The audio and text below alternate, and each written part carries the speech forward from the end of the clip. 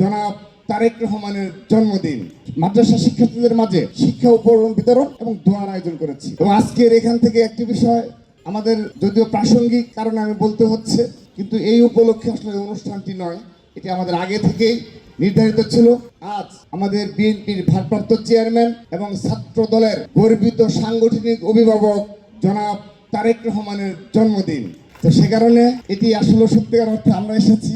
আমরা বিভিন্ন মাদ্রাসায় আমরা শুধুমাত্র শিক্ষা উপকরণ বিতরণ করছি ছাত্র দলের পক্ষ থেকে, যেহেতু আমাদের সর্বোচ্চ অভিভাবক থেকে স্পষ্ট নির্দেশনা কোনো কর্মসূচি পালন করা যাবে না। সে কারণে ঢাকা বিশ্ববিদ্যালয়ে এবং আমরা কোনো শিক্ষা প্রতিষ্ঠানে কোনো কর্মসূচি পালন করিনি। শুধুমাত্র ছাত্র দলের পক্ষ থেকে সারা বাংলাদেশে মাদ্রাসায় আমরা শিক্ষা উপকরণ, মাদ্রাসা শিক্ষার্থীদের মাঝে শিক্ষা উপকরণ বিতরণ এবং দোয়ার আয়োজন করেছি।